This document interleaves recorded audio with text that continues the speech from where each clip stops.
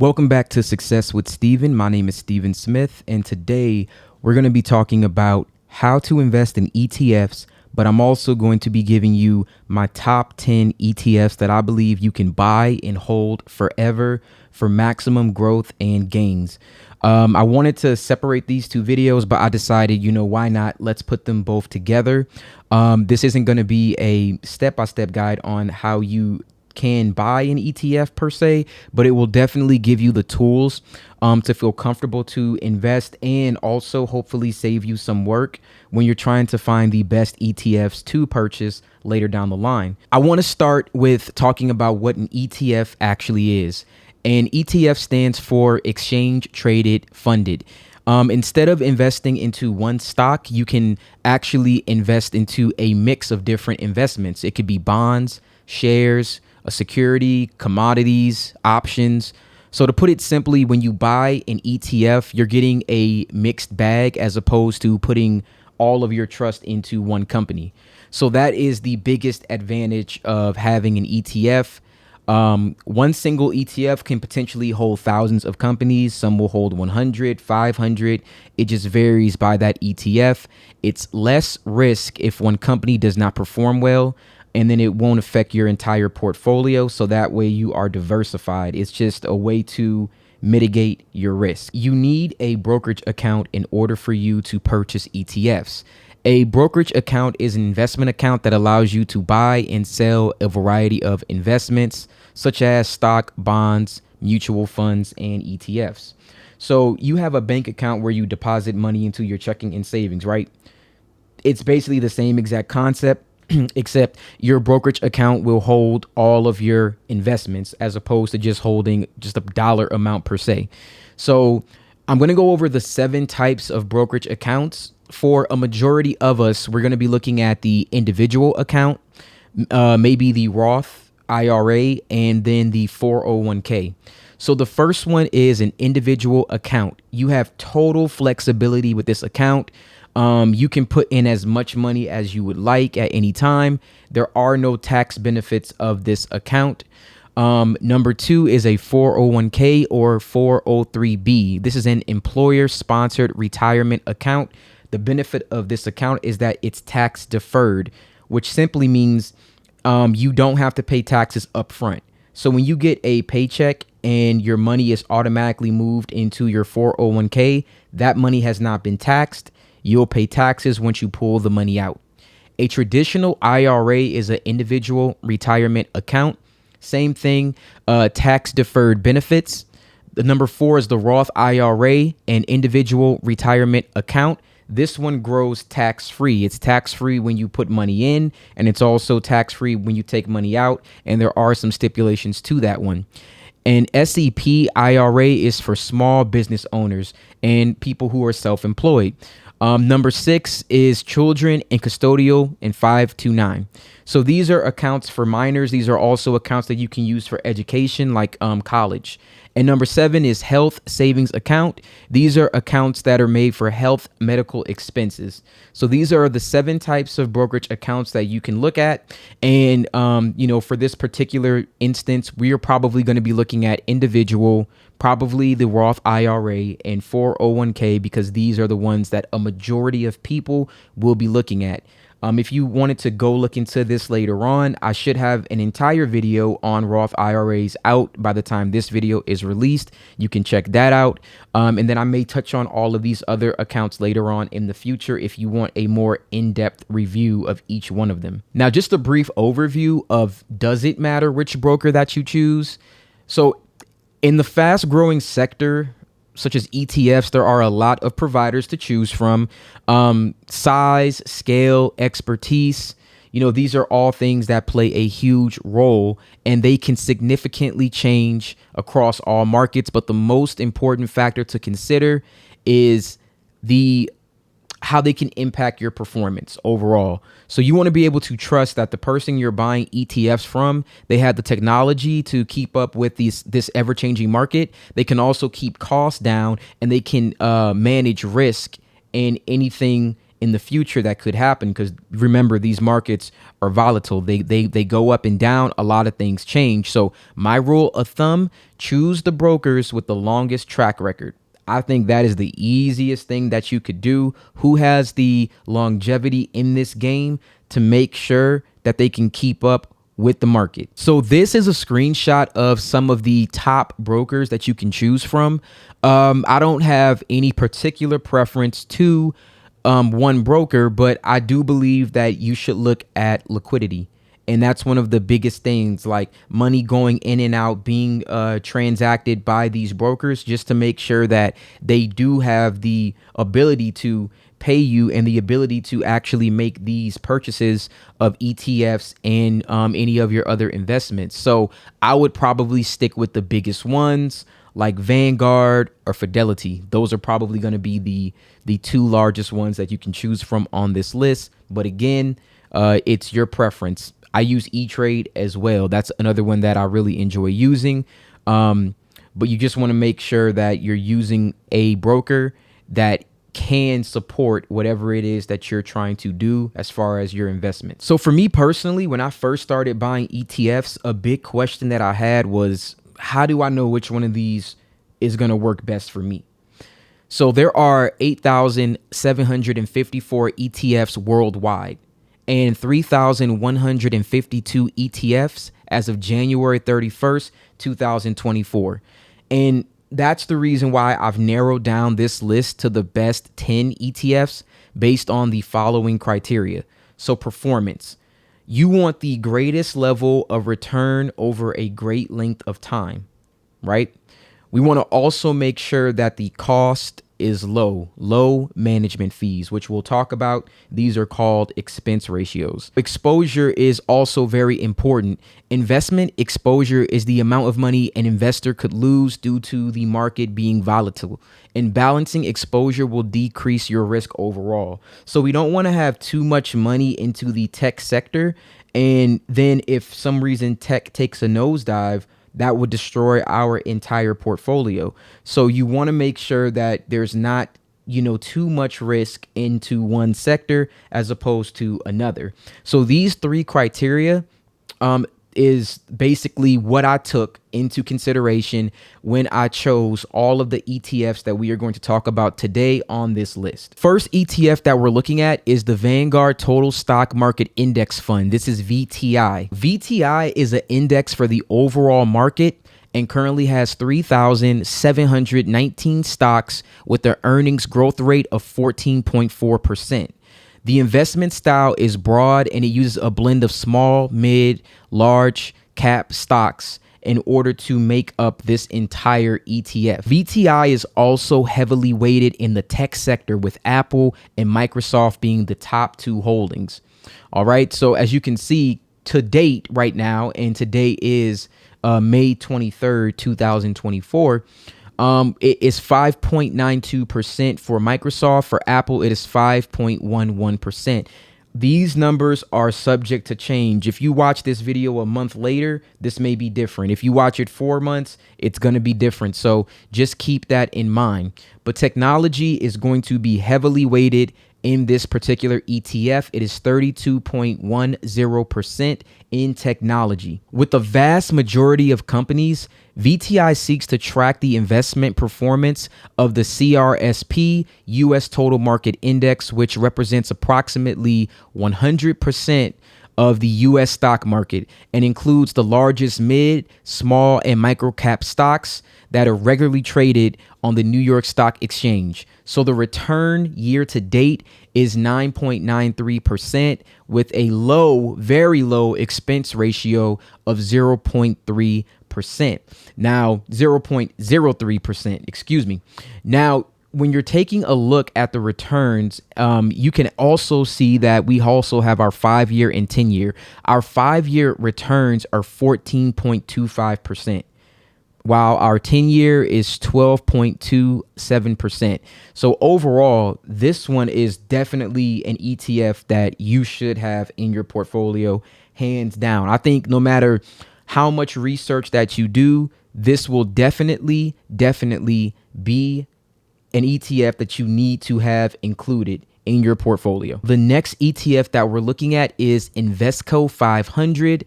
RSP is the ticker symbol. RSP has the same holdings as the S&P 500 index, but each company is weighted equally to help you diversify.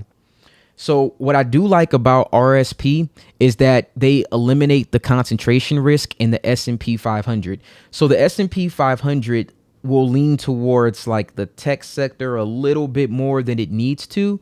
So currently the top 10 companies in the S&P 500 make up 30% of the index. So if those 10 companies were to, for some reason, take a hit, you wouldn't want to be in just those, heavily invested in those 10 companies.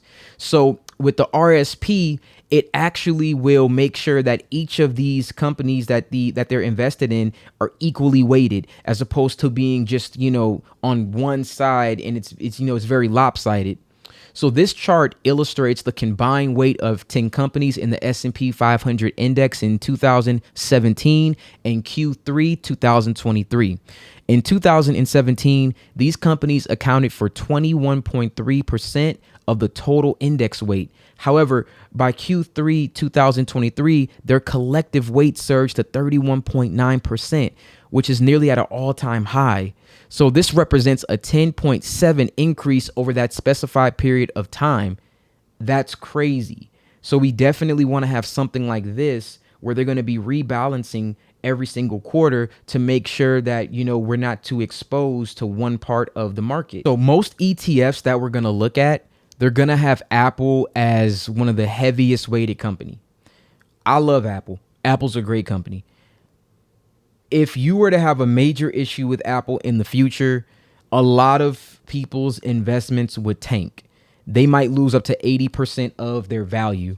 So you want to go with something like the Invesco 500 RSP ETF because, again, it rebalances every single quarter, making sure that there is an equal weight. Year to date, it has a return of 7.91% with an expense ratio of 0.2.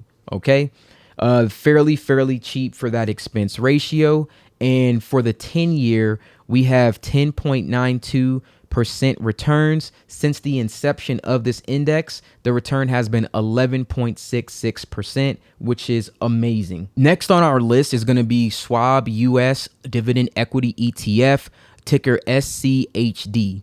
So SCHD is one of the best dividend ETFs. The fund's goal is to track as closely as possible before fees and expenses the total return of the Dow Jones US Dividend 100 Index. The ETF will only include companies that have been consistently paying out dividends for the last 10 years. REITs are excluded from this ETF altogether, and the total invested amount in a security does not exceed 5%, and not one sector can exceed 25%. So as you can see, year to date or this year, TXN, that's Texas Instrument Inc., 4.72%. And then as we go on, then we see some familiar names like Chevron, Coca-Cola, BlackRock, Verizon, UPS. They're very, very well balanced, and the percent of the asset, it cannot exceed 5%. So that lets you know that we are diversified and we are well balanced. SCHD slightly tilts toward the financial sector as well as health tech and consumer staples. The distribution yield for this dividend is at 3.46%. Very, very, very high yield. So when we take a look at the year to date, it has a 1.91% return. For the inception, it has 12.83% for the return. The expense ratio, 0.06%, very low. With that and the dividends that you can get from this particular ETF, this makes it a winner. You definitely want to buy and hold this one forever. So next on our list is the Invesco Nasdaq 100 ETF, QQQM. You guys probably will recognize this as being almost the exact same as QQQ, but the reason why I went with this one is because of the lower expense ratio. QQQM tracks the Nasdaq 100 index, giving you access to the performance of the 100 largest non-financial companies listed on the Nasdaq. The fund and the index are rebalanced quarterly. And they are reconstituted annually. QQQM is very different than the other ETFs that are mentioned thus far because it's not very diverse, right? It's not as diverse as the other ones. However, it is high growth, being heavily focused on innovative tech, and tech tends to have the highest highs. So in the good years, it's good. The lowest lows as well. So in the bad years, it does get hit the worst. But what we want to look at is over time performance. What does it do over time? Year to date, it has a return of 8.72% with an expense ratio of 0.15%. Now, if we look at the last 10 years, it has done an amazing 18.85%. And since the inception, 13.56%.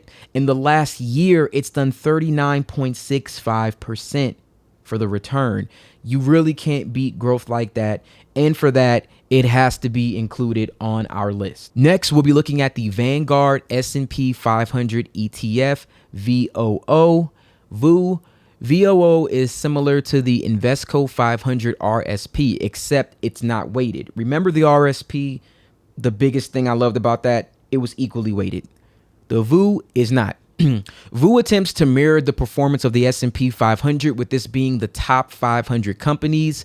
It's larger market caps that have been around for a while. So at the very least, you're going to get companies that have definitely proven to have longevity and that end up being the legs of the U.S. economy. So these are going to be very, very large. As you can see, 29.20% is in information and technology.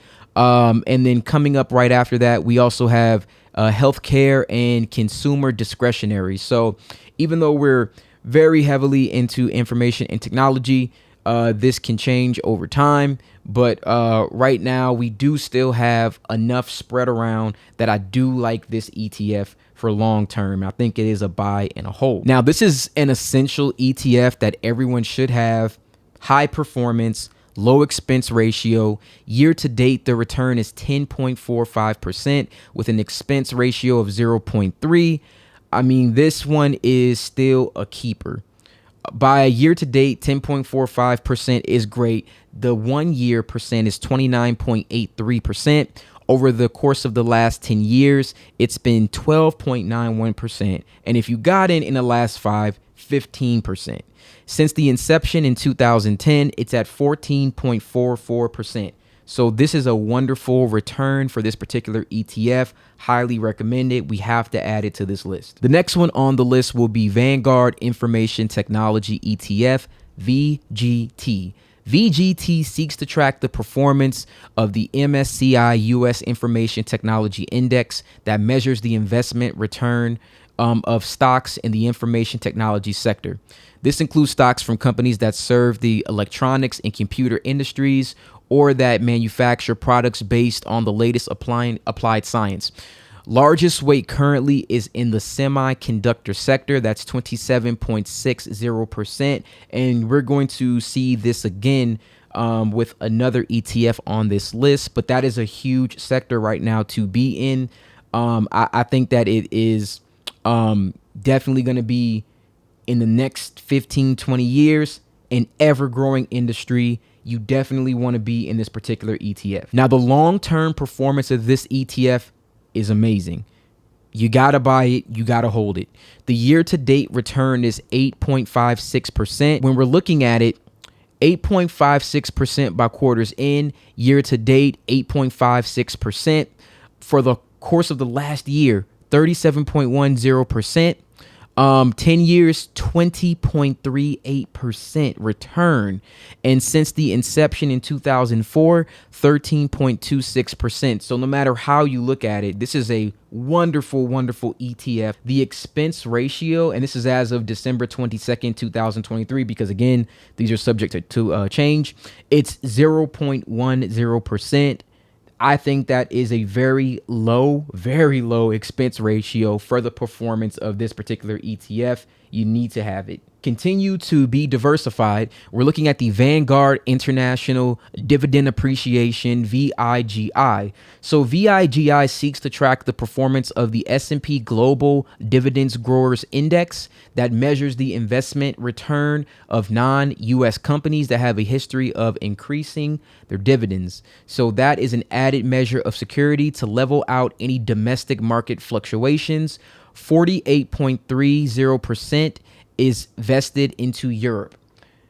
So during domestic things that we have going on here in the US, we may have some fluctuations.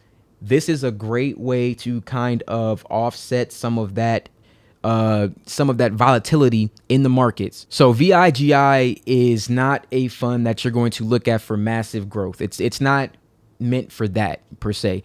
If you want consistent returns when the market is volatile, it's going up and down, especially if you want to include the Pacific regions like New Zealand and Japan, this is an excellent addition to our ETF list for diversification. The return is 3.30% with an expense ratio of 0.15%. Year to date, with it being 3.30, over the course of the last year, it's been 13.04%. In 5 years, 7.94%. Since the inception in 2016, 8.86%. That is solid for me on this ETF. Needs to be on this list. The VanEck Semiconductor ETF, SMH. SMH is indexed against the semiconductor sector. And if you don't know, semiconductors work tirelessly behind the scenes to power the world around us, from technology in your house to the labs curing diseases right now. They are the foundation of modern technology. Without them, billions of devices across the planet would not function. These are the current holdings for NVIDIA Corp being the largest. Okay. If you don't know what NVIDIA is, you can take a look at that. This is one of the fastest growing companies right now. SMH is not widely popular, but it does have a 10-year return of over 24%. Over 24%. I mean, I don't think that you could really beat that. Year to date so far, 34.21%. That is amazing, with an expense ratio of 0.35%. This is one that you have got to add to your ETF list. Definitely got to add it. Now, the next ETF on our list is one that may be controversial, but again, for diversification purposes, I do feel like it needs to be on this list. It's the Fidelity Wise Origin Bitcoin Fund, FBTC. So FBTC is an ETF of just one asset. It's just Bitcoin. So it's more of a commodity than it is an ETF technically. But the reason why, out of all the other Bitcoin ETFs, the reason why I went with Fidelity is because the custody of physical Bitcoin is owned by Fidelity themselves. All the other ETFs, at least to date right now for May of 2024, they have their Bitcoin in a custodial possession. So someone else is holding their Bitcoin for them, a majority of them being Coinbase. So I think that it's better if you yourself, the company, actually owns your own Bitcoin.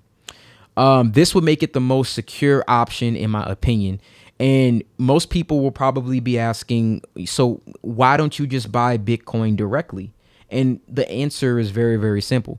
Most people have their money tied into their 401k. So if you work a job, a majority of your savings will be in your 401k or a Roth IRA. You can't use that type of account to purchase Bitcoin directly.